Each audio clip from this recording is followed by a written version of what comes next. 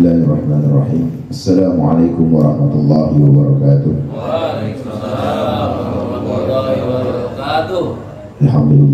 Alhamdulillah wassalatu wassalamu ala Rasulillah wa ala alihi.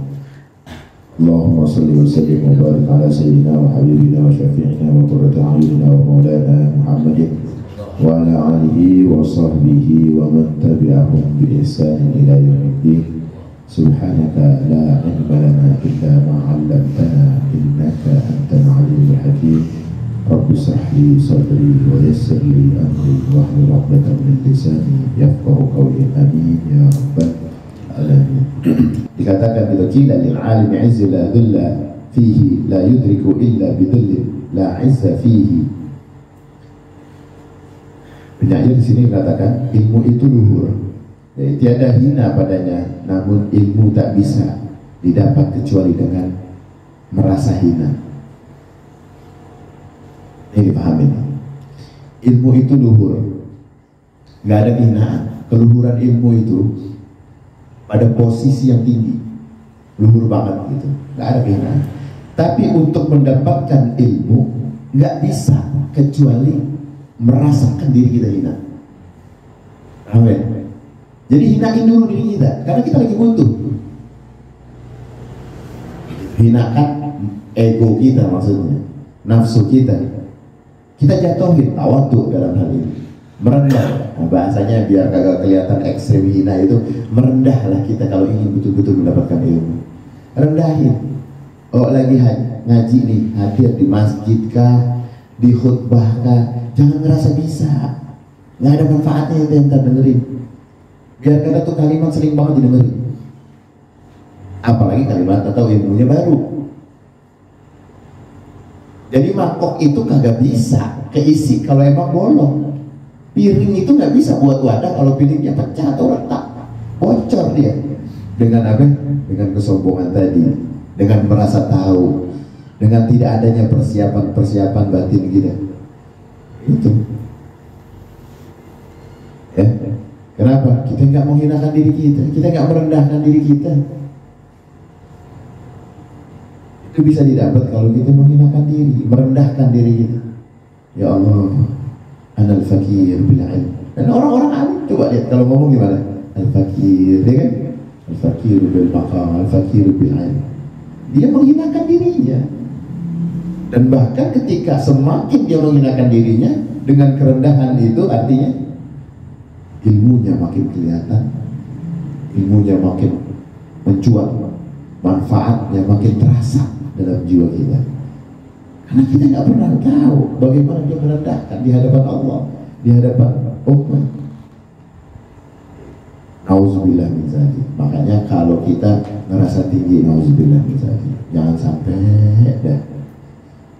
ya ninggiin diri kita, pecahin ketawaduan kita. Piring tawadhu, mangkok keilmuan itu pecah, nggak tersedia, akhirnya ngalir dapat, ya ngalir aja. Ya kalau dibilang masuk kuping kanan lewat kuping kiri, ya begitu, lewat aja.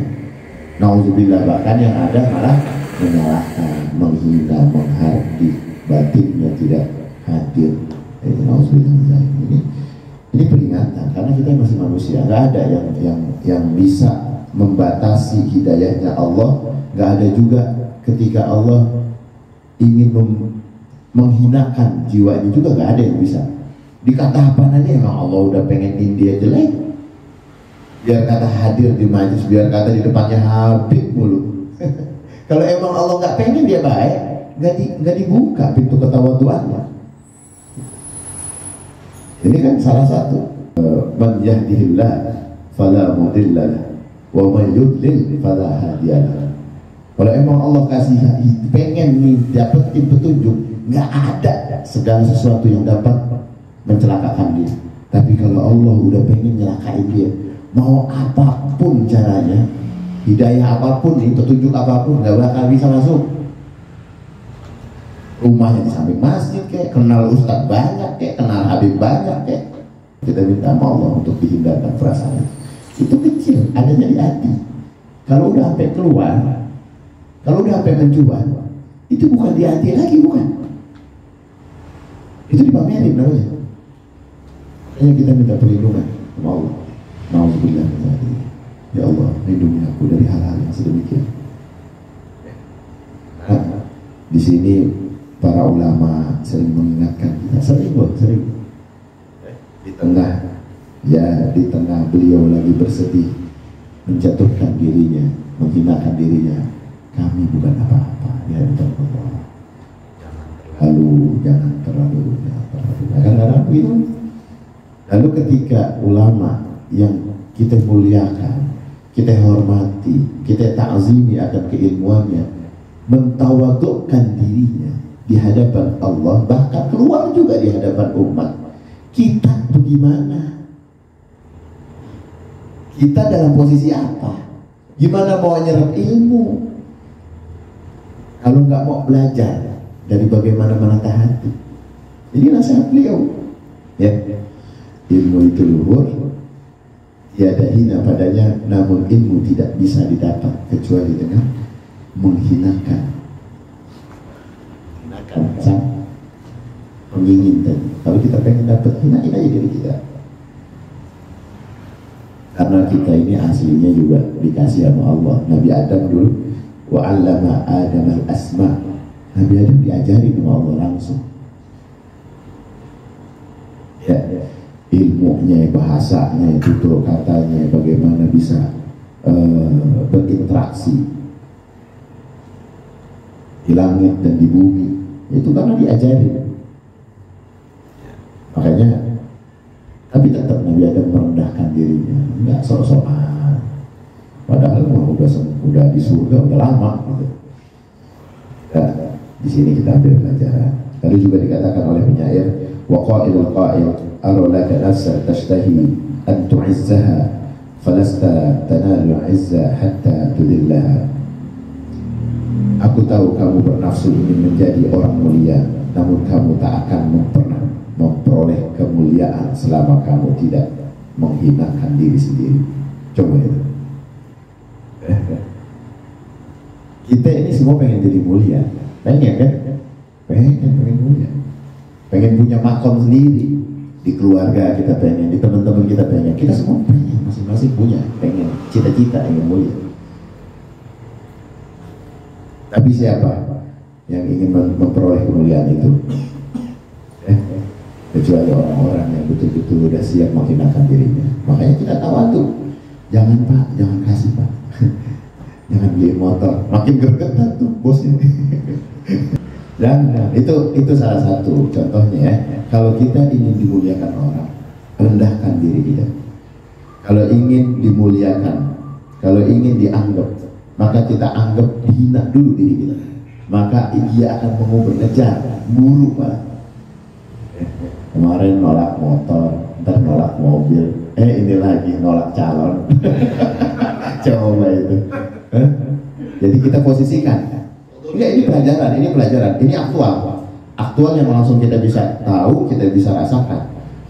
Ini sebetulnya kenapa Allah hadirkan dari lingkaran kita ini ada yang begitu. Kenapa sih? Ini pelajaran begitu. Jadi habis kita ngaji, ditunjukin, dipraktekin, dijabarin, begitu hasilnya. Waktu nolak kira-kira gimana? Kita nolak, kita menghinakan diri kita. Jangan, saya nggak bisa ngaji, saya nggak bisa. Malah disuruh doa, malah disuruh ngafalin, malah diwasiatin akhiratnya. Kenapa? Karena merendahkan dan menghinakan dirinya. Nah ini salah satu. Masuk gak korelasinya ini? Masuk. Ini bukannya hayalan, ini aktual.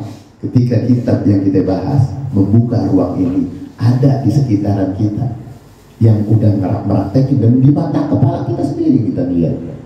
Jadi bukan hayalan, bukan. Makanya beliau mengatakan dalam syair yang tadi katakan, kita semua, aku tahu kita semua punya posisi ingin mulia, namun kita semua juga tidak siap untuk menghinakan diri. Kepantasan itu kadang perlu proses. Ini kan kajian yang sebetulnya udah lama dari obrolan kita. Karena emang obrolan kita dalam majelis ini tidak ngebuka waktu duduk ya, duduk ngopi ngobrol, nggak ngebuka kitab. Beda nih kalau sekarang di depan kita ada runtunannya, ya, ada sanadnya.